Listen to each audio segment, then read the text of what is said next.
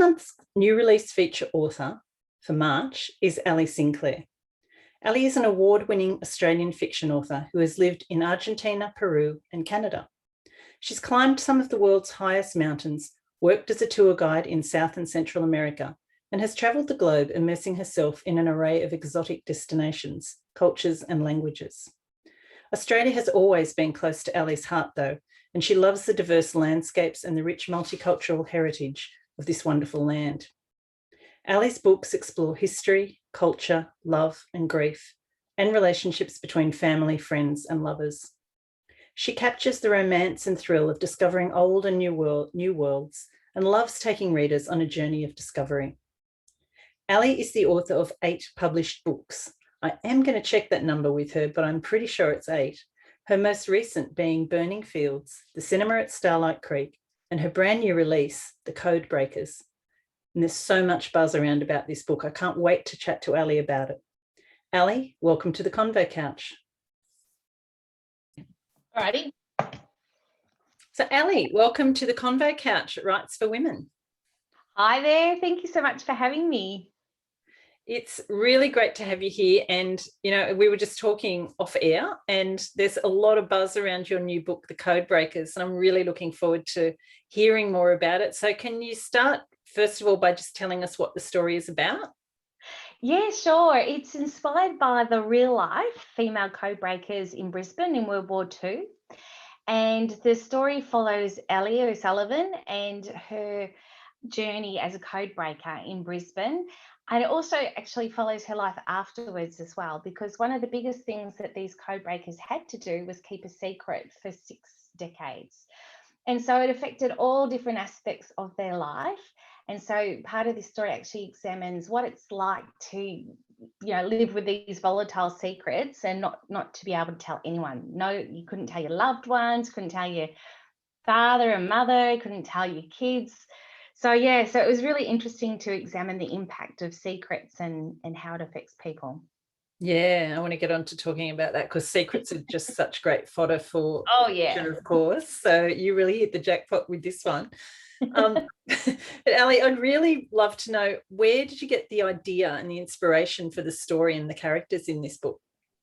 Yeah, I had written a book called Burning Fields, and I really loved writing about Queensland post-war. So it was set in 1948.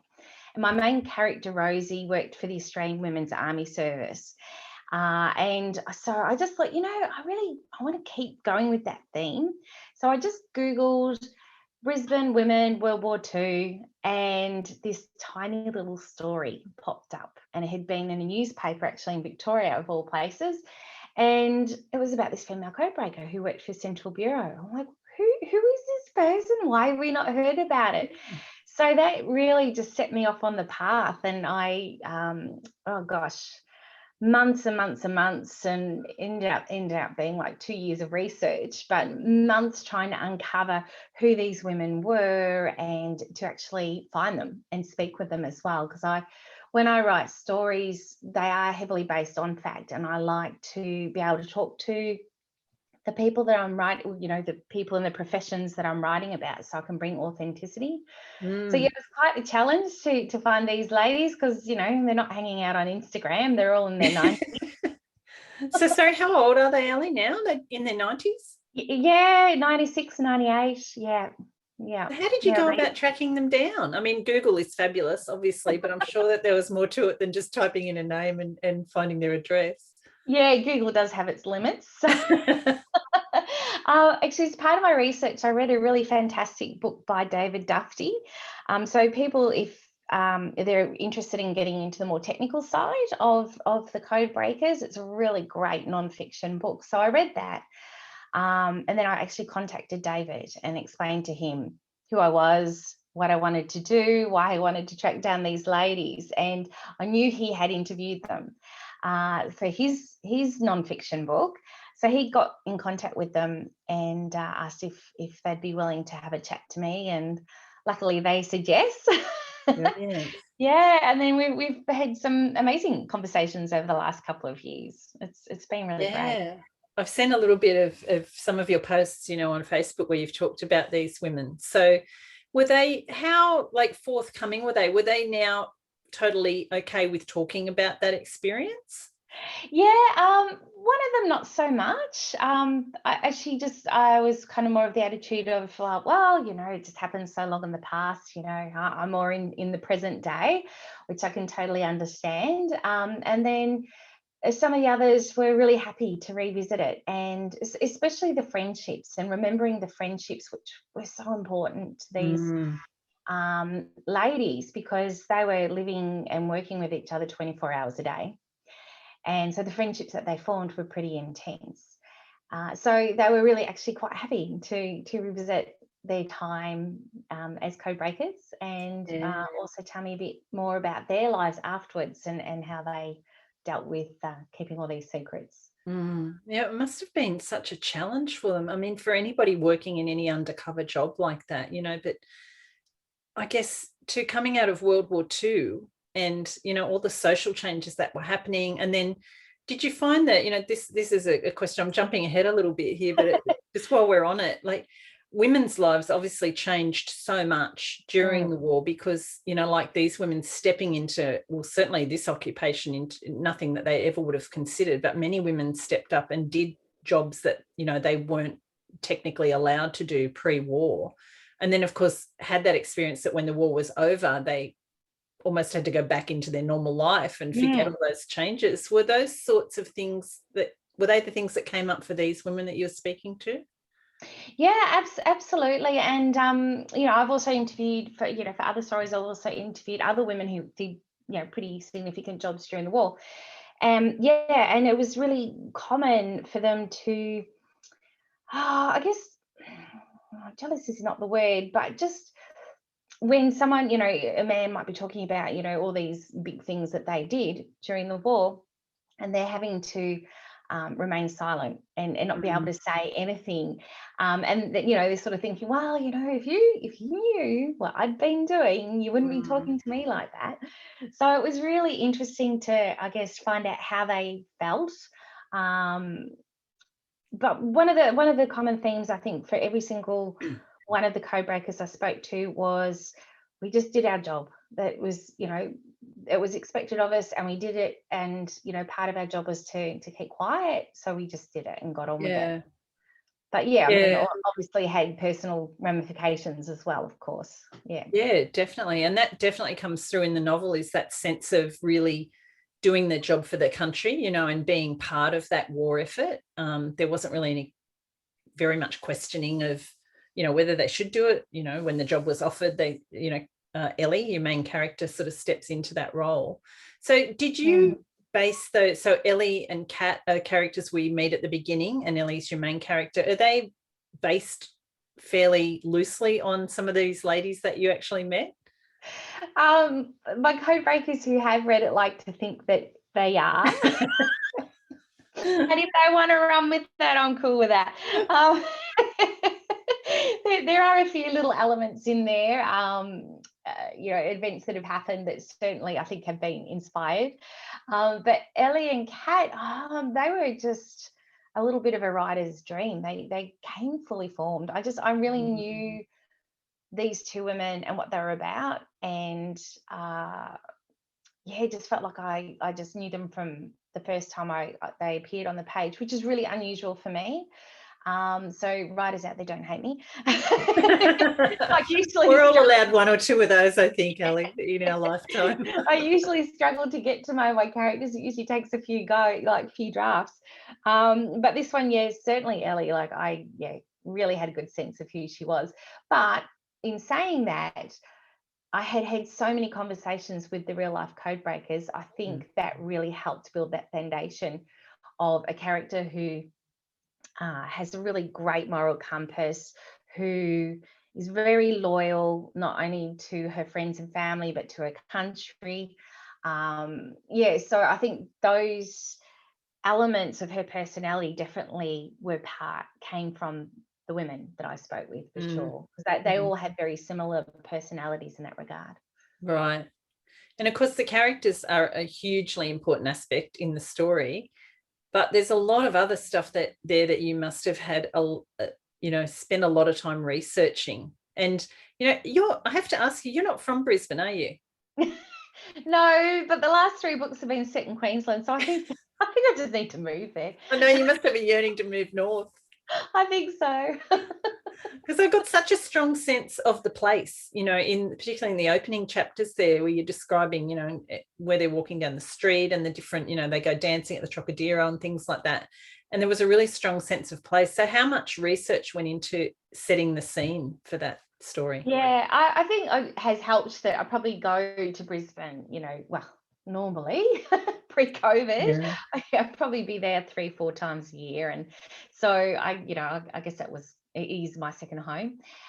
So I have been lucky enough to be able to spend the time researching and actually walking in the footsteps of these code breakers. I've been working with some historical societies who were able to, give me photos and descriptions of places.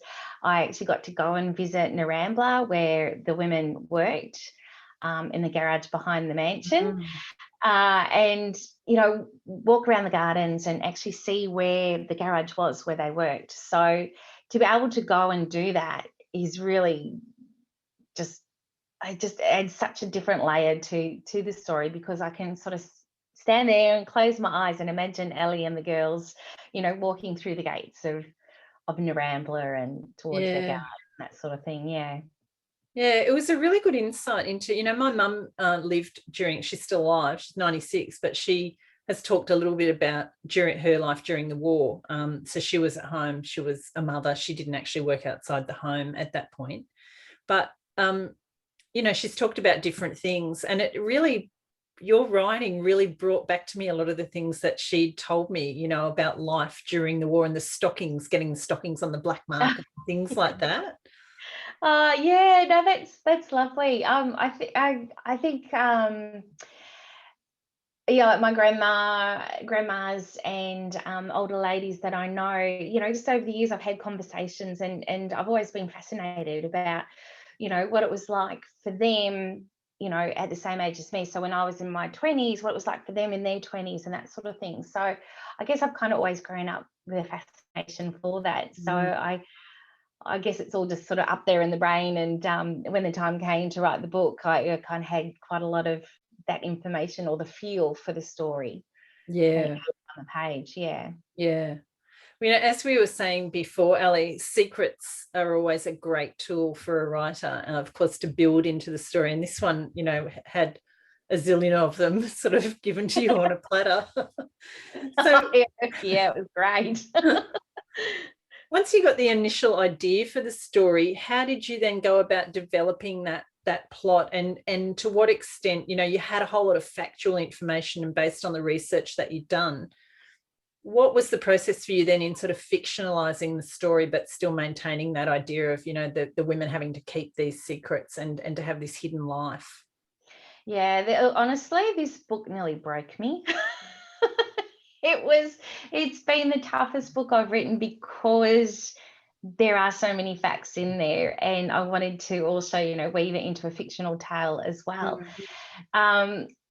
So there was the whole technical aspect of learning about Qantas and what the women did during World War II, how they became engineers with Qantas, and what Qantas did in terms of, they're flying supplies to the troops in Papua New Guinea. So the story starts with Ellie working for Qantas. So I sort of had that aspect to the research. And then, of course, there's Central Bureau, and then the work that the women did. And then also weaving it in with the whole relationships, because this story is really about relationships, about friendships, and life in wartime. So there were a lot of aspects I had to weave in. And then, of course, there's the World War II timeline, and thank goodness for my editor, because I think it was the second draft and she was reading it. And she's like, if we add this maths up, that's not quite going to work. And if we looked at this was happening then. So she was really fantastic as well, because there were so many balls up in the air. It was very easy to drop one. So luckily we caught them all. Wow. And I have to ask, based on that, Alli, are you a plotter or a pantser? Oh, yeah, I'm definitely a plotter. Okay. I tend to do all my research, and that kind of helps inspire the story and where I want to go with it. But then I find as I write, I might go off and research something else, or a character appears that I didn't know was going to exist until they just show up. And I do give myself a little bit of leeway in that regard. So I've got my outline there. I've got my bones of the story, but as I write the drafts and flesh it out, sometimes I will go down a different path. Mm. But I've always got that outline there to go back to if I need it. If I've written myself into a corner, I can't get out. Yeah, yeah. Have you ever written yourself into a really bad corner? Yeah, Burning Fields. That was a shocker. I wrote myself into a really bad corner. I had my outline, but I didn't stick to it. And I let myself go down another path. 30,000 words later, realized, no, this is so not working. I had a really long chat with my editor, and she's like, yeah, it's definitely not. No, that's not going to work. So then, scrapped the 30,000 and then went back to, where I was at 20,000 words and then wrote again. But that taught me that probably diverting that far may not be a good thing for me. I admire people who are pantsers, because I don't think I can do it. Everyone has their own process, don't they? That's the thing, finding what works for you and more or less sticking with it. Yeah, that's true. And are you a daily writer, Alli? Are you someone that, when you're working on a book, you're in there every day at it? Yeah, absolutely. I usually have a goal of X amount of words, and whether it takes me 4 hours or 12, I stick to it. That's when I'm on deadline. If I'm not on deadline, then you might find me watching Netflix. Research. But I am, when I'm writing a book, I'm right in the thick of it, and I tend to be like what I call a binge writer.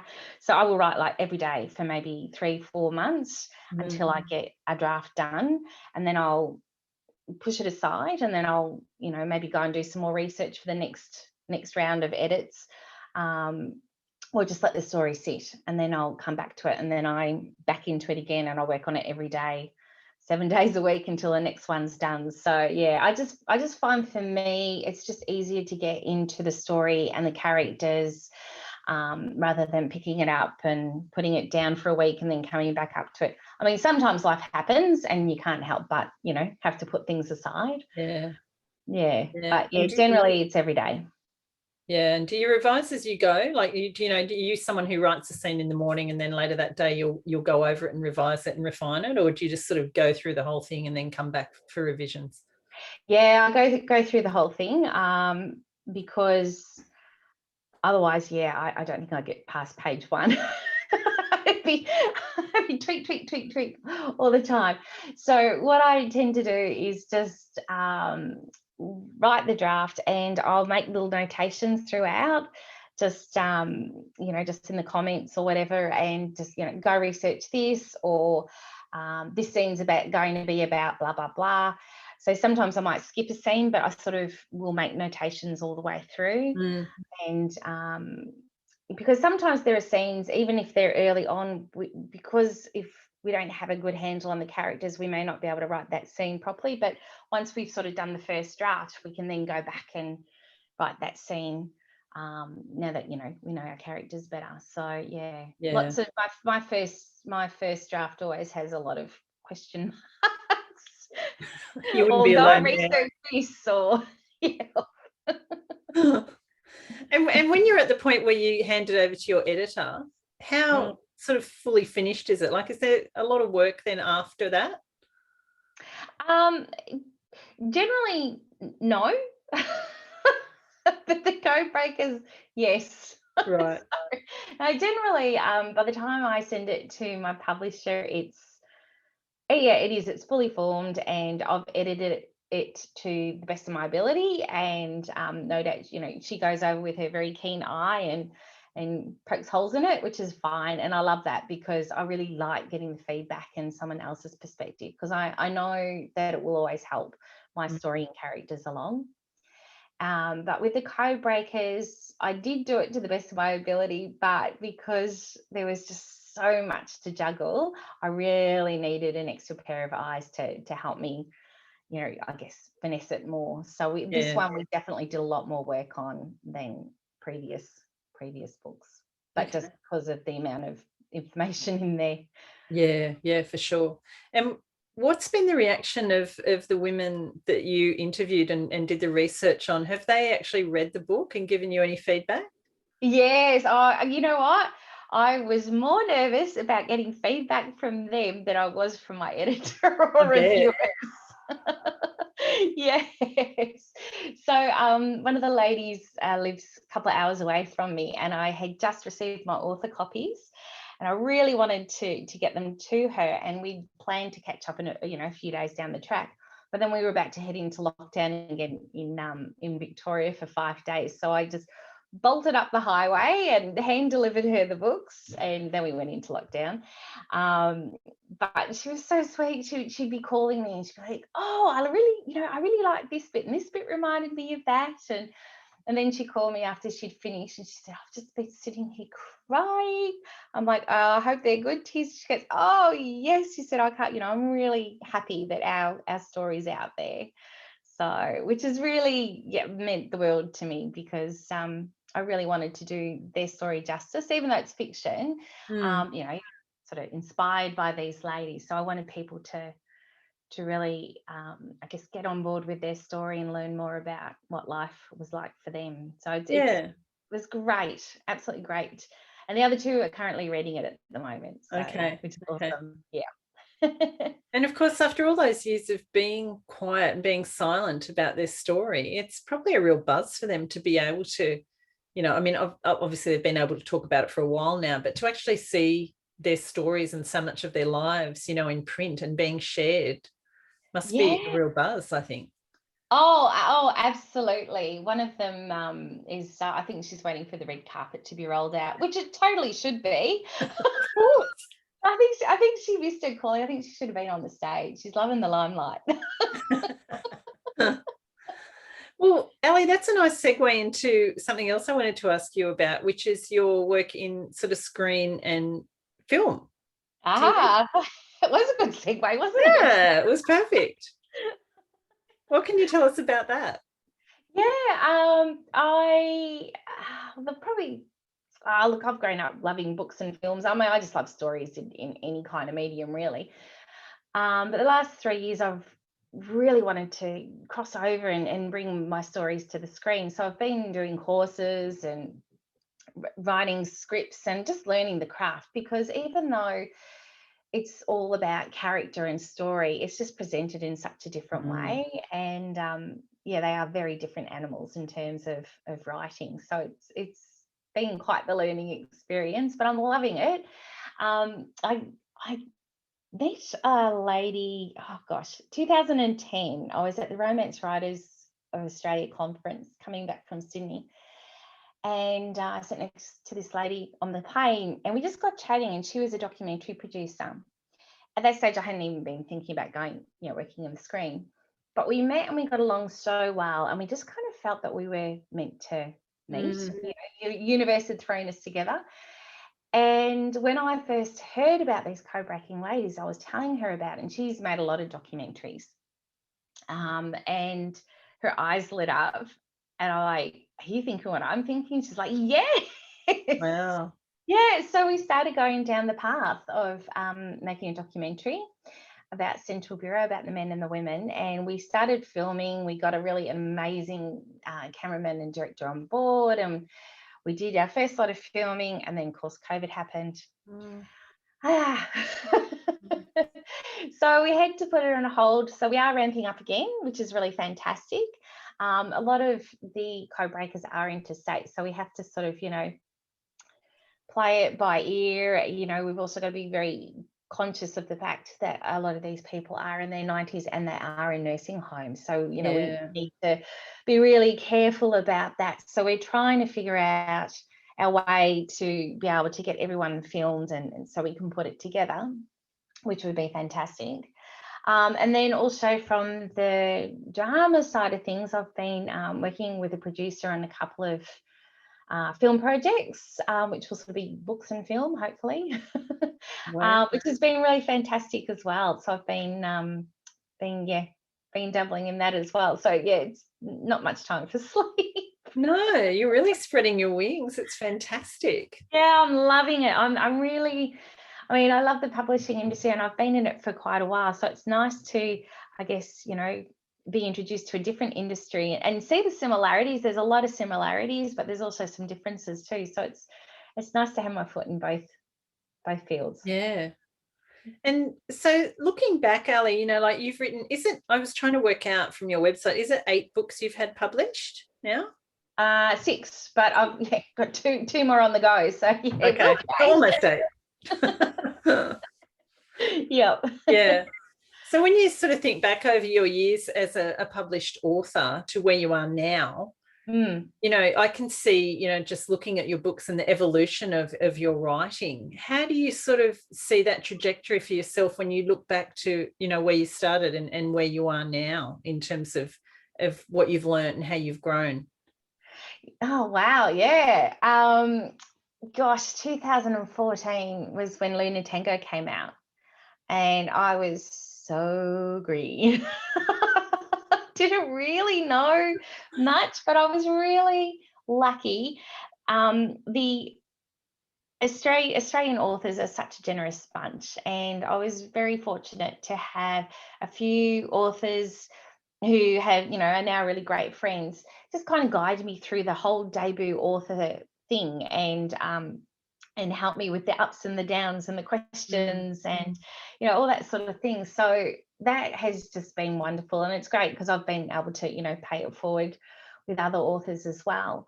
At the time when my first book came out, that was, you know, that was it. I kind of had met my goal, was like to one day walk into a bookshop and see one of my books, you know, up there.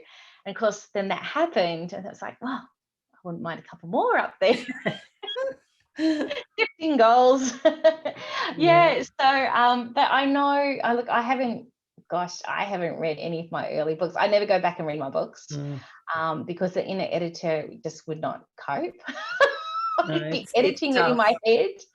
Yeah, take it from someone who's just revised one and republished it. It was really tough going reading that second book that I've written. Yeah. Yeah, but yeah, look, I think in terms of growing as an author, I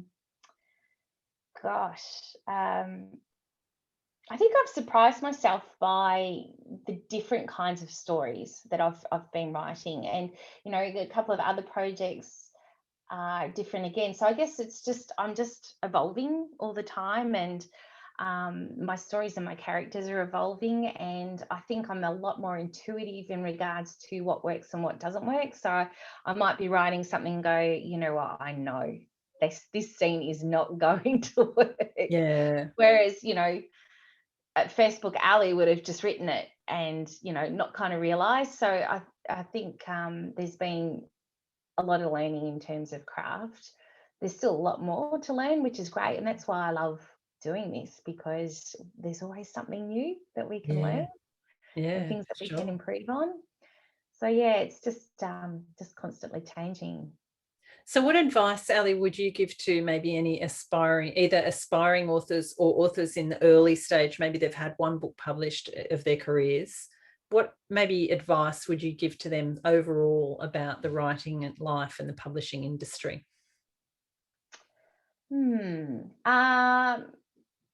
I think most important of all, you need to love what you do, because you spend so much time with your story and your characters. Look, there can be days where you just can't stand them and just you want to walk away from them and say, right, that's it, I'm done. They're like your children. That's right. Here's my favorite today. Best behave. But I think you have to be really passionate about the story that you're writing. You know, this I've heard of people say, oh, you need to write to market. I also do manuscript assessments, and it's really easy to see someone who's writing a story because they think they should, as opposed to writing a story that they fully believe in. And it's amazing. You can really see the difference in the writing. So I think the number one thing is just love what you do. Write the story that you want to read. Yeah. And everything else will come into play, because the market's constantly changing. So if you're writing one particular genre because you love it, it may not be popular now, but maybe by the time you've finished your book and you start talking to publishers, or you decide to self-publish it, it might be a really popular genre then. Because no one has a crystal ball, as much as we like to think we know what's going to happen in the future. We're all guessing. So just write what you love, and of course read, and read widely. Don't read just one particular genre. That's why I really love going on to different book reviewer websites, because I find there's quite a few book reviewers who will read across a lot of different genres, and sometimes I find books that I wouldn't normally pick up, and I read them and love them, and I learn lots from them as well. Yeah, for sure. Mm. And I'm going to ask you a few more questions about your writing life in a little minute for the Patreon community people who support the podcast through Patreon. Some 4 curly questions. But before we get to that, just to finish off this main interview, Alli, the book is out now, The Codebreakers. It's getting lots and lots of publicity. I'm seeing it everywhere. It's all over social media. Are you feeling like, what's your vibe about, I know I don't want you to jinx yourself or anything, but how are you feeling with the release of this book, say, compared to the release of your last couple of books?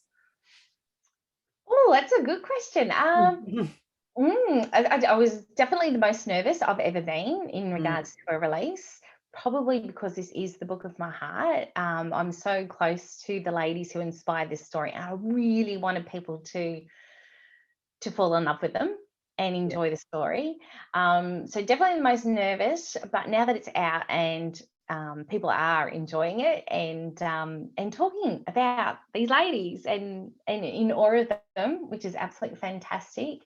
Look, I think this book is really resonating with a lot of people, and that's just absolutely made my day, because it was the hardest book I've written so far. It has been worth every tear and swear word I've shared. Oh, that's so good.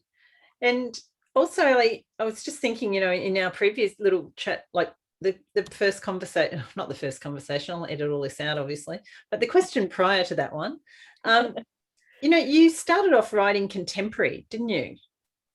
A lot of dual timelines. So it'd be dual timeline, but the main feature story would be contemporary with an historical timeline. And so do you feel that you've shifted more into a historical sort of fiction genre now, or? Yeah, because even the ideas that I'm coming up with for future books, they're all historical. I guess you just can't, fight what you're destined for. Yeah. Not that I was trying to fight it, but and I read a lot of contemporary, and I love contemporary, but I just feel, for me, I just kind of sit nicely in that, historical era. So that later historical era, so 40s through to 60s. Yeah. And your publisher didn't have any issues? Pardon? No issues from your publisher with sort of shifting into a slightly different genre? No, it was actually really great timing in terms with Burning Fields. So that was 1948 Australia and 1943 Italy. So that was definitely the most historical that I had written at that particular point in time. And I think it was just as the historical books were starting to, get a second wind again, fourth wind, wherever wind we're at. They were just sort of on the upswing again. So my timing was actually really great. And that's, that's the name of the game in publishing. Sometimes luck just needs to be on your side as well. Yeah. But as you say, it comes back to writing that story that's in your heart at the Yes, time and what you're passionate about. Yeah. yeah, definitely. Yeah. Well, where would be the best place for people to find the book, and what formats is it available in? Yeah, it's available in print and ebook. So any of your book retailers, either online or bricks and mortar, should have some copies. We've actually just gone into reprint, which is really nice. Hey, Yeah, yeah, it was. People were finding it really hard to get, so hopefully, people should find it a lot easier to get now. that's brilliant, Ali. And where can people find you online? Yeah, I hang out on Facebook, so it's Alli Sinclair author, and Instagram, Alli_Sinclair, very rarely on Twitter.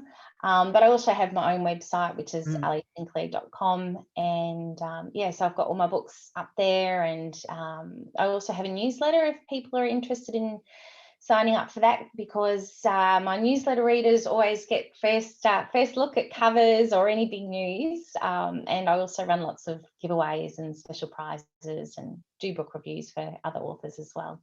Great. So everyone can find that on your website, which is a Yeah, really great comprehensive website. yeah.